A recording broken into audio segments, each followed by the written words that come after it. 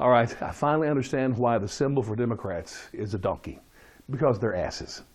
This transgender issue is taking on a life that is just ridiculous.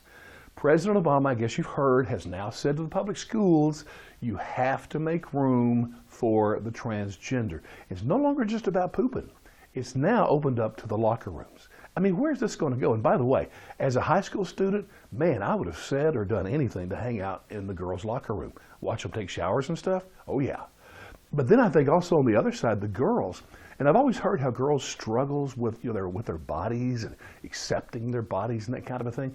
Just imagine adding to that when they're taking a shower, the girl down there has got a package. Man, that's got to be freaky. This is ridiculous, my friends. And then where's this going to go? How long before we have the most valuable player of the WNBA, the Women's Basketball Association, be a man? And the ultimate prize, of course, would be the presidency. And that's where I get my question. Would it be great? Because that's what we would value, right? That the first female president could be a man. Imagine Hillary on that one. I mean, 2008, she was supposed to be coronated as the very first female president, and she lost out to the very first black president. And so now, if a transgender jumped in and we voted for him, she would lose out. Wouldn't even become the first woman president, but she'd lose it to a man. I mean, just, where do you go with this?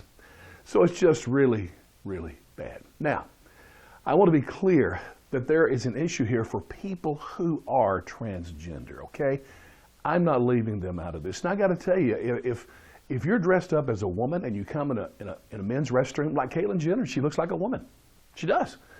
I'm going to be uncomfortable pooping there. It makes me, so I understand from the perspective, if you're a guy and you're dressed up like a woman, hey, that makes all the sense in the world. But here's what I'm telling you. To make this issue a political issue and to make everybody in the world make room for literally a handful of people. I mean, how many transgenders are out there? That part is what's wrong about this. And shame on you, Obama and Democrats throughout the friggin' country who try. I mean, what's next? The bearded woman with 3 boobs? I mean, where do we end this? It really is insane. And you know what? To the transgenders, I said, I do feel for them. You know what? Take a 16-year-old boy who feels like he's a woman, and I believe he feels like he's a woman. That's sad.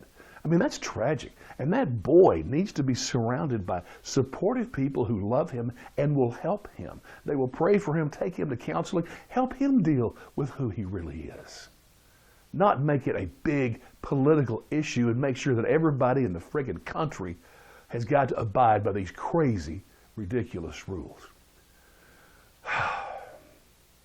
So, love the transgender, but please don't vote for a Democrat. There is one positive note, though. As a white Southern man, I have felt so rejected by Democrats. I mean, they hate my type. But now I realize if I want to be accepted by Democrats as a white male, become a woman. Problem solved.